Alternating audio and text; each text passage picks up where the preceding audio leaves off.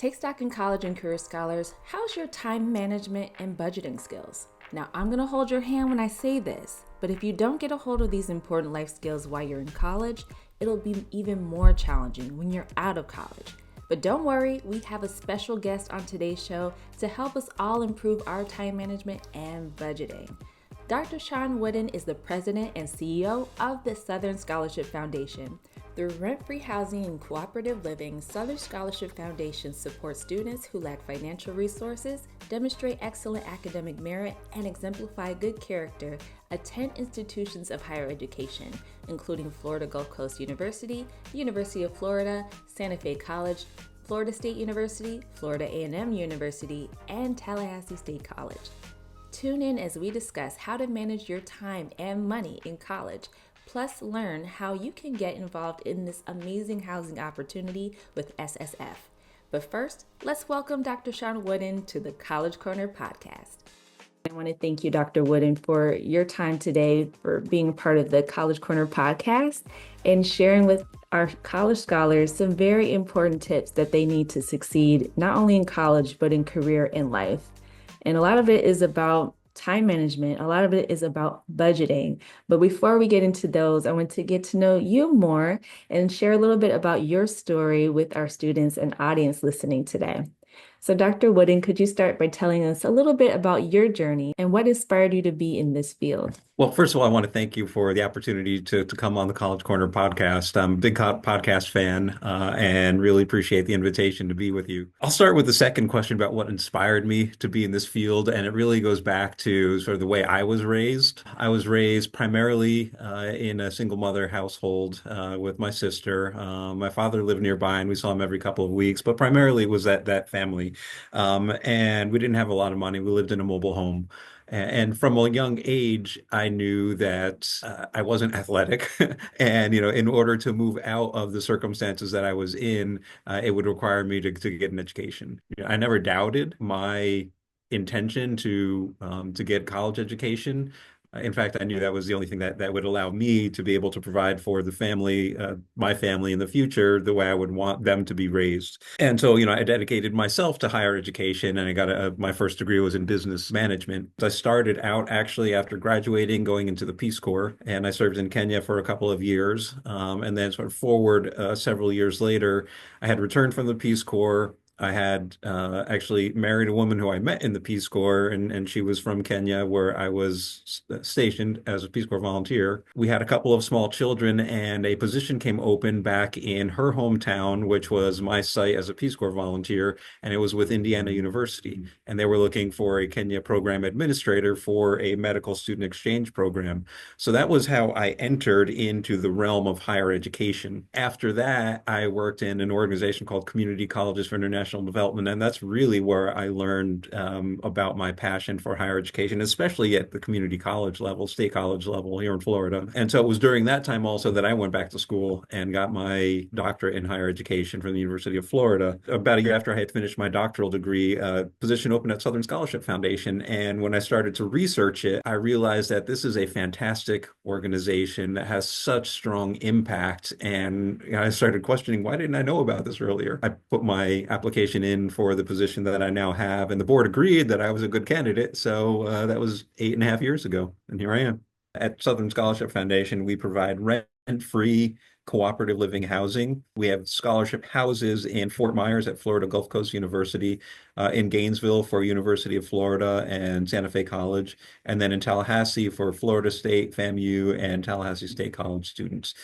So those are the locations of our scholarship houses. Students qualify based on GPA with a 3.0 GPA or higher, and that's an unweighted 3.0 coming out of high school. And then financial need, and we base financial need only on the FAFSA. We only look at student aid index from the FAFSA. We're thankful for partners like yourselves that really help out with students like in our program, but also students throughout the state of Florida to make sure that they have what they need. As a leader in the scholarship world, what do you think is the most common challenge students face when it comes to managing their time and budgets during college? Ultimately comes down to each individual student, but just generalizing for a bit, I think this is common, whoever we may be talking about, but distractions and procrastination are two big reasons for managing time, and distractions can be social media, gaming, social events, hanging out with friends. So the things that just pull time away from the academic studies and trying to focus in on what the education piece of it is for. And I think also overcommitment, joining a lot of extracurricular clubs, perhaps having to work part-time, taking on maybe too many classes, and then pursuing a social life, and including going out and having fun with friends. And that may lead also to sleep deprivation. Some of that rolls over into the budgeting. So, the social activities and the clubs, they all demand extra resources, financial resources, to go to the events with the clubs. Or going out, that also takes money. So those are financial drains as well, financial pressures for individuals. And then there's unexpected things like cost of textbooks rise, continues to rise. Life is getting more expensive. We've seen inflation in the past couple of years. We've seen that in food. We've seen that in the cost of energy. And we see that especially in rent. In Florida in the past 4 to 5 years, rents have really increased dramatically. Yeah, those are all real challenges for college scholars. And we do have our student ambassadors in the program that offer advice to help students stay focused, especially as we're ending the spring semester. So you touched on some really good points. You mentioned about juggling classes, like part-time jobs, balancing all of that with extracurricular activities. What are some effective time management strategies that you would recommend for these college scholars with so many busy schedules? What really surprises me is, there are plenty of apps and digital tools to help with tracking deadlines and scheduling demands and keeping obligations organized. What really surprises me is the number of students who carry a physical planner in their hand, the old school physical planner, that has a page for every day, and that's very effective as well. Part of it is discovering what works for each person, and then it's a hard word sometimes, but the word no is also really critical for people, because it's, accepting an invitation to go out with friends or to go to another study group can be tempting, but it can also overextend someone's obligation. So I think learning to say no within reason is a really important skill for students to recognize their limits. I think the other piece of it is, as a strategy, is just taking care of yourself, and that's sleep and that's exercise, and getting enough rest and being able to pause and maybe make time in a day to pause. Even meditation or prayer is a really good way to pause and push away the distractions of the day. And again, there's apps and that can be used for meditation. But just something to, throughout the day, 2 or 3 times a day, just to pause, be quiet, and be still, can really help to decompress. Yeah, those are all really good strategies. Definitely recommend those for students because they're growing up and they're maturing and they have to find that balance for themselves. And so those are good practical ways that they can manage their time. I do like the point about saying no too, I think, and saying no with confidence. Don't just ghost your friends or your obligations because we don't want to develop a bad reputation. We want to be able to cancel events with a certain level of decorum, which doesn't take too much effort or anxiety either. Yeah, Yeah. and I think the ability to say no and explain it in a very polite way is an important skill, and I think people will understand. Especially when it explain, I'm sorry, I can't do that. I have to study for an exam that I have in 2 days. That's reasonable. Yeah, exactly. Like we can't afford to flake out. We have to develop these connections with our peers, classmates, whoever, so that we practice those skills after college because those are so important. In your experience, do students often over or underestimate the importance of time management and budgeting? And how can they shift their mindset to be more proactive? I think I've seen students both over and underestimate time management and budgeting. I've seen people who schedule themselves down to the 5 minutes, which I think doesn't leave enough room for flexibility because plans don't always work out the way you think they will. And if that blows off the schedule for the rest of the day, that can lead to stress as well. But then there's people who just sort of wing it, they know when class is and when things are due in general, but just say, well, I'll get it done when it gets done. That also can lead to stress when that's really more procrastination and things pile up until the last minute. And then, it's an all-nighter to try and get things done that are due, in the next day or two. One thing that I've learned and used is setting up blocks of time. So, on my professional calendar, I will set out like on a Wednesday morning, I will set out an hour for specific administrative tasks that need to be done on a weekly basis. And I block that hour off on my calendar. I don't take any meetings during that time. When I have important meetings for the organization, like with board of directors and committee meetings, I block out the hour and a half before that meeting and the hour after, so that I can prepare. And then if the meeting goes long, I also have a buffer of time built in on the tail end of that. So I try and build in blocks of time. And I also do that for tasks. I may have several tasks that need to be done or that have come my way. So I'll block off 30 minutes or an hour and just list in that block of time the tasks that I'm going to do, even if those are short 5 or 10 minute tasks. They're time sensitive and they need to be done. So blocking time, I think, is a way to look at time management. Yeah, and to add on to that, just for like having a mindset shift about blocking time, think about this for the students, but think about how good it feels to be able to accomplish something and then accomplish it on time, or get into a class before it starts, maybe 15 to 30 minutes before. Sometimes you may get in the habit of, oh, I'm just gonna stop by the student union real quick. And then before you know it, you're like 2 minutes before your class starts and you're on the other side of campus. How about we shift our mindset to, if I get there early enough, I'll be able to kind of regulate my nervous system and relax and be at ease, find my favorite spot in the room and enjoy, take my notes out and not be frazzled, not come in there late this time. So if that's you, if you can relate, let us know on Instagram. We're at Take Stock in College, and let us know if this was you and you needed this help today from Dr. Woodin. And also if when arriving early in a place, you can sit down and spend 5, 10 minutes on Instagram, and relax before heading into that class and shifting that mindset to concentrate. Very true. Now let's talk about budgeting a little bit. Many students often struggle with understanding how to manage limited funds. For students who may not have much exposure to managing money before college, how can they begin learning about personal finances and budgeting effectively?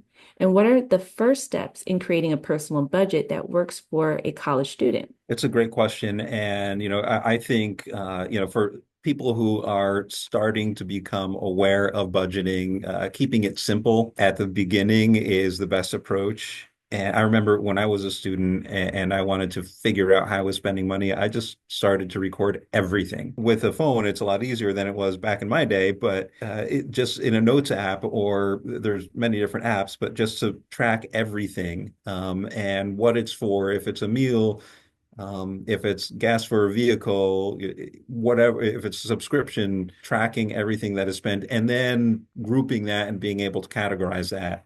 How much have I spent on recreation, and how much have I spent on food, including groceries and dining out? How much have I spent on transportation? How much have I spent on clothes, and on entertainment? And then looking at all of that, and when I did this, it really opened my eyes to where I was spending, and I was able to look at it and say, well, do I really want to continue spending on the area of entertainment the way I have, or can I cut out a couple of these things, and will I still be satisfied that I'm getting enough entertainment, or there are other sources to find similar opportunities for entertainment. I think that's really important before thinking of setting up a budget, just to know, also, is recording where money is coming in from.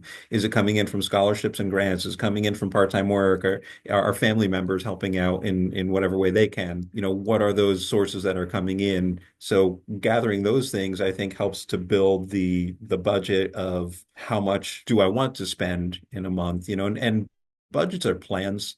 Budgets are not specific limits. They should be seen as a guideline But if the price of gas is going up and you set $50 for the month, but it takes you $80 to drive to where you need to go, you need to be flexible in there. But being able to track that in a budget is a really straightforward and easy way to know what's being spent. Because if you are spending $30 in one place, you might need to decrease spending in another place. And then I think setting up a savings goal is also really important, just to have money for the emergencies that will come, because it's life and life will come with unexpected twists. So being able to have a pool of money, if it's $10, $20 a month that you can turn to and say, okay, well, I'm going to be able to get that tire repaired, because now I've saved up enough money that I can purchase that one new tire that I need for my car without the stress of wondering how am I going to pay for it. And one other thing for students really to keep in mind is keeping an eye on student discounts and free resources. Credit card offers come through the mail all the time. Whatever the offer is, it's really to get you in my opinion, is to bring a student inside of that system, and start building loyalty to that brand. But that can be dangerous because it may feel good to have a $500 credit card here and $1,000 there. But if you look at all of them and add them up and you've spent all of that money, that will lead to excessive debt. And the same, even with subscription services, a lot of them, I remember when I was a student, Amazon had Amazon Prime for students, and it was something like $29 a year. Once I graduated, then that discount went away and it went up to well over $100. So it's being wary that, those student subscriptions may be very good bargains and well worth it while being a student, but those prices will go up after graduation, and taking a critical look at which ones you really want to continue. Yes, that's so true. Like, this is a great time for college scholars to consider all the benefits and advantages that they have while they're attending school. So take advantage of them and don't miss out on those opportunities they're created just for you, from networking to student discounts. So what role do you think financial aid and scholarships play in helping students manage their financial lives while in college? And how can students best take advantage of these resources? It's really important to just always discuss the types of financial aid. So there's grants and there's loans and then there's scholarships. Loans are the ones that need to be repaid. And there are different types of loans. There are loans that are supported by the federal government, and then there are loans from private lenders. I recommend looking at the ones that are provided by the federal government, for people who need to take loans. But even before going to loans is, filling out the FAFSA and having that submitted to the institutions that they're planning to attend if they're not yet attending, and looking at the financial aid offer that comes in. Are there Pell Grants in there? Would they be eligible for a federal work study from the institution? And the institution may also use that to look at what institutional scholarships are available. So the FAFSA is really key to unlocking all of those opportunities. And we have some Take Stock in College and career scholars who are definitely on top of that in regards to getting those scholarships, because they figured out how important it is to have financial stability in college. And I've seen students that come in from low income backgrounds and leave with a lot of money in the bank because they've been so successful at applying for and receiving scholarships. They're able to buy a car. They're able to travel because they have excess scholarship money sitting in a savings account. Very true. So we could touch on that a little more. Like, did you have any other personal anecdotes about times when strong time management or budgeting helped you overcome a significant challenge in your career or education? When I was working in my previous organization, I decided that the time had come for me to pursue my doctoral degree in higher education administration. I was that committed. I had found my passion. And I thought, within this profession, there's certain heights that someone can go to with a master's degree, and I really wanted to open that door for myself and be able to go as far as I can. And so I started a full-time doctoral program that was designed for working professionals while having children in middle school, being married, taking care of a house, again, working full time, and time management became really critical in that. So that's when I really developed my time block. The program that I was in was at the University of Florida, and we met 3 times per semester in person over a weekend, and the rest was through online resources. But it was blocking out time because I knew, my 8 to 5 was working 8 to 5. And then kids came home and we were all together as a family. So, from 5 until around 9 o'clock when they went to bed, was family time. And then it became study time. So after the kids were in bed until I got too tired to read to keep my eyes open. So, 11:30, I was studying and doing my schoolwork. And then Saturday mornings, I would block out time to go to the public library and then focus in on whatever I needed to do for my studies. And the rest of the weekend was then open for family time. So it really became important for me to know that these time blocks were pretty rigid. Flexibility where I needed it. If I had to travel for work, obviously that would change things around. But that really drilled into me the time block method that I still use.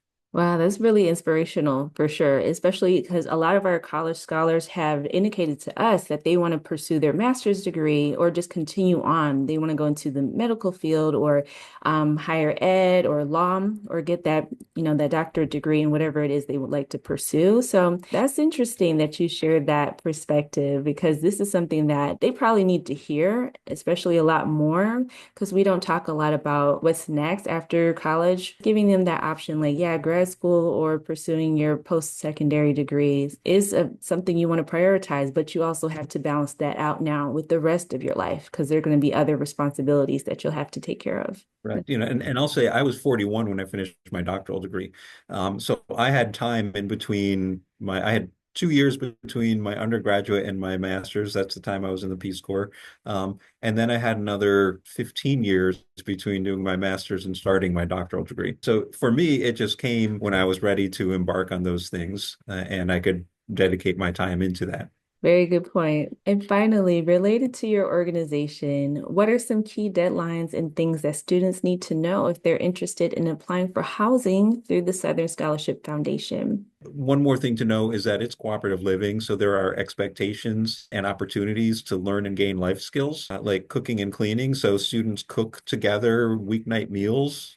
Two students cook to clean up the kitchen after the meals are cooked. So there's a fresh home cooked meal Monday through Thursday nights, and the rest of the meals are on their own using the food that's in the pantry, in the refrigerator, in the freezer. There's cleaning that is part of the obligation of living cooperatively to keep a clean environment for everybody that shares the scholarship house. And on average, there's 17 people in a scholarship house. There's also a strong community of peers. Everybody that comes in has similar kinds of backgrounds, and is enrolled in college because they are on track to get an education and they want to learn. So there's a lot of dedicated students that surround people who come into the foundation, and there's friendships that are created here, really strong friendships. I've known alumni from the program that are 30 and 40 years after graduation, and they're still getting together in reunions annually with the people that they were in the scholarship houses with. They've been in each other's weddings. They're known as aunt or uncle to the people that they were in the scholarship house with. So it's lifelong friendships that develop here, as well as opportunity to develop leadership skills. Within the houses, there are plenty of opportunities to take on leadership positions like organizing the cleaning and organizing the cooking and doing the shopping for the house on a weekend, as well as being a house manager to operate for all of the structures within the house. So it's a place to live and it's a place to learn. And it's a place to save money. Students save on average $18,000 per year with our scholarship and can stay for 4 years. So we're looking at, $76,000 over the course of 4 years in savings. That is a huge difference. And that's why this foundation is so important, especially to our Florida-based college students. And our Texarkana College and career scholars can take advantage of this opportunity as well. We don't want you all to miss out on these opportunities. If you know you need housing and you go to these institutions that Dr. Woodin has already shared, you can learn more about it. How can they get involved in the Southern Scholarship Foundation, Dr. Woodin? So going to our website, southernscholarship.org, is the place where you can find more information about the program, about the foundation, and also the application. Applications are due on April 1st for the upcoming fall semester and November 1st for the upcoming spring semester. So those are key dates. We do have early application deadlines in well, and if students meet those early application deadlines, then they'll be entered into a drawing for a gift card. And those early dates are March 15th and October 15th. Okay, make sure you take that note and put it in your planners, everybody. You don't want to miss out on those opportunities because free sounds really good to everybody, especially college students. One quick question before I let you go, Dr. Woodin. Are there any events related to budgeting or life skills, time management that the foundation hosts for the students who reside in the houses? Well, there's two things that I'll answer that. One is that we partner with the Warwick Dunn Foundation, and they focus very specifically on financial awareness for college students. And this past year, they really had a strong set of workshops. It was a three-part workshop, and for students who completed that, I should say, first they were challenged to save $500, and when they saved $500 then that was matched up to $500 to $1,000 from Warwick Dunn.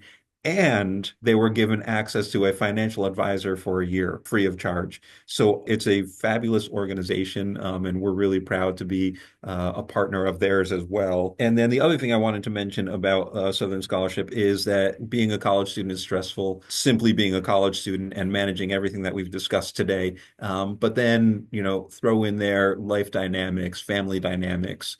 There are added stresses. Another layer of support that we provide for Southern Scholarship students is counseling at no cost to students and unlimited.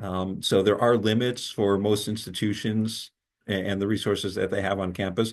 If they want to need a therapist or a counselor through Southern Scholarship Foundation, they can see that counselor for as long as they need to resolve the issue that they're having. We're thankful that you all have those partnerships that are adding to the already enriching and beneficial life experience that these college students are having. So thank you again for sharing that. And we're so proud to have this opportunity to talk with you, Dr. Woodin, and learn more about budgeting, time management, and of course, more about the Southern Scholarship Foundation.